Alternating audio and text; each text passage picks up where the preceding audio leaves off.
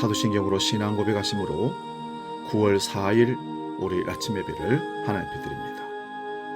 나는 전능하신 아버지 하나님 천지의 창조주를 믿습니다. 나는 그의 유일하신 아들 우리 주 예수 그리스도를 믿습니다.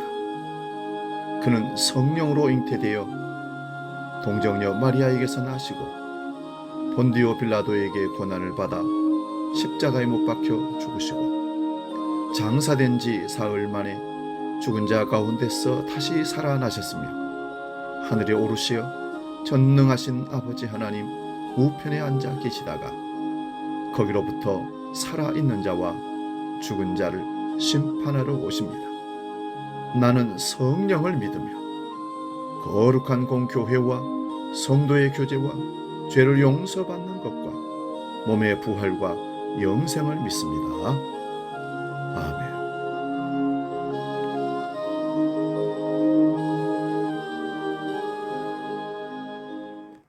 찬송가 309장 목마른 내 영혼 함께 찬송합니다.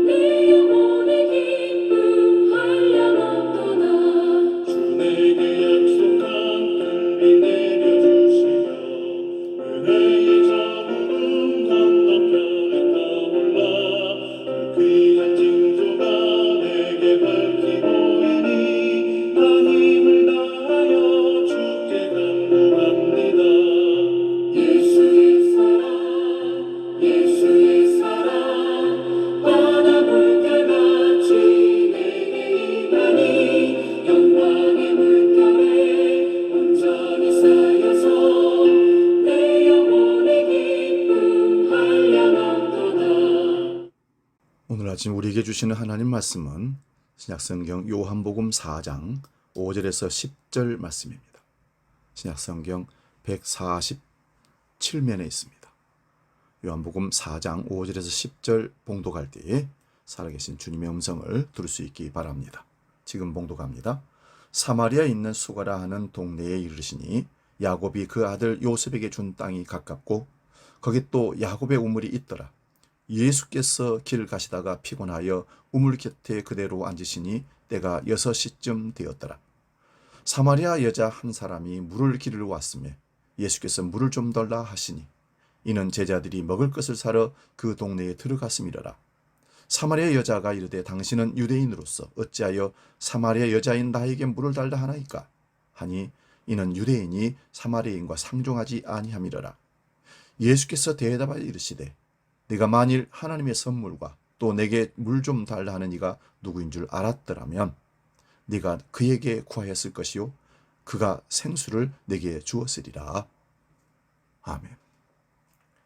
오늘 봉독한 말씀으로 마실 만한 물, 이런 제목으로 말씀을 상고하면서 피차 은혜를 나눕니다. 마실 만한 물. 어린 시절 동네 뒷산에는 옹달샘이 있어서 목마름에 언제든지 엎어져서 입으로 꿀꿀 끓고 마시고는 캬 하는 감탄의 만족의 소리를 질렀던 기억이 납니다. 그렇게 맛있고 그렇게 시원했던 물이었습니다. 근데 지금은 물이 많이 오염되어서 아무 데서나 먹을 수도 없고 생수를 사 먹는 실정이 시대가 되었습니다. 우리나라는 물 부족 국가로 지정되어 있지만 사실 주변에서 물 구경을 하는 것이 어려운 일은 아닙니다. 삼면이 바다로 둘러싸여 있고 서울에는 한강이 흐르고 우리가 사는 능곡 지역에도 행주산성만 올라가면 한강이 내려다보이고 물이 한강에서 흘러가는 모습들을 볼 수가 있습니다. 오늘 아침에도 우리들은 물을 마실 겁니다. 그리고 마신 사람도 있을 겁니다. 편의점에서 파는 생수 한 병, 정수기에서 내린 물 한 모금, 집에서 끓인 보리차, 우리 주변에 물은 차고 넘칩니다. 근데 우리가 마음 놓고 안심하고 마실 만한 물은 과연 얼마나 됩니까? 우리의 메마른 영혼, 영적 갈증으로 쩍쩍 붙어버린 내 인생의 목구멍을 촉촉하게 적셔준 마실 만한 물을 여러분은 경험했습니까? 여기저기서 생수라고 말을 하는데 믿고 마실 만한 물은 없는 듯 합니다. 오늘 요한복음 4장에는 목마른 여인이 등장합니다. 단순히 육적인 목마름 뿐만 아니라 영적인 가람에 헤매고 있는 여자라고 봅니다. 수가성 우물가의 여인. 그녀는 자신의 이혼 경력 때문에 누구도 만나고 싶지 않았습니다. 스스로도 부끄러웠고 다른 사람들도 그녀를 손가락질했습니다. 그래서 제6시라고 했는데 우리나라로 시간을 하면 6시간을 더하면 낮 12시입니다. 팔레스타인 지역의 낮 12시는 더워서 사람들이 그늘에 쉬거나 오침을 하거나 밖에 활동을 줄이는 시간입니다. 그래서 그 여인은 12시에 아무도 없는 정오의 우물가로 나왔던 것 같습니다. 뜨거운 태양빛에 물을 기르러 나오는 것이 힘들기도 했고 오가며 만나는 사람들의 눈빛이 부담스러웠습니다. 그래서 그녀는 영원히 솟아나는 샘물을 갖고 싶었습니다. 그녀는 목말랐습니다. 출애굽기 15장을 보면 마라의 순물 사건이 나옵니다. 떠돌은 우물 물 이야기죠. 애굽에서 나온 이스라엘 백성들은 홍해를 건너면서 하나님이 역사하시는 놀라운 기적을 생생히 보았습니다. 그 이후 며칠 동안 광야를 걸으며 물을 마시지 못하다가 마라라는 동네에서 쓴물을 만나게 됩니다. 목은 마른데 눈앞에 보이는 물이 마실 수 없는 쓴물임을 알게 되자 이들은 모세와 하나님을 원망했습니다. 요한복음의 우물가 여인 이야기나 출애굽기 15장의 마라의 쓴물 이야기 모두 먼 나라 이야기만은 아닙니다.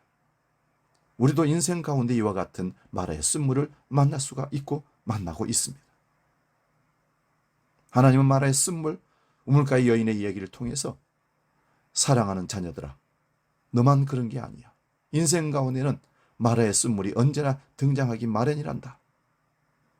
그러면서 우리를 토닥이고 계십니다. 인류 역사상 가장 쓴물을 마신 분은 우리 예수 그리스도이십니다. 예수님의 십자가를 앞에 두고 사람들의 배신의 쓴물, 육체의 순환의 쓴물, 수치의 쓴물, 고난의 쓴 자를 마다하지 않으시고 다 감내하셨습니다. 그래서 성경은 예수님이 고난 당하심으로 우리들의 모든 쓴 잔을 대신 마셨다라고 히브리서 4장 5절에 기록합니다. 우리에게 있는 대제사장은 우리의 연약함을 동정하지 못하실 리가 아니요 모든 일에 우리와 똑같이 시험을 받으시니로되 죄는 없으시니라. 아멘. 우리 인생 가운데 늘 행복하고 기쁜 일만 있었으면 좋겠지만 때로는 마라의 쓴물을 마셔야 하는 순간도 있을 것입니다. 고난의 한 복판에서도 쓴물을 단물로 바꾸실 하나님의 기적을 기대하며 믿음의 견고함을 보여주는 저와 여러분 될 수 있기를 축원드립니다. 우리에게 향하신 하나님 말씀을 확고히 붙잡을 때 믿음이 견고해집니다. 아침마다 주님의 말씀을 묵상하시기 바랍니다.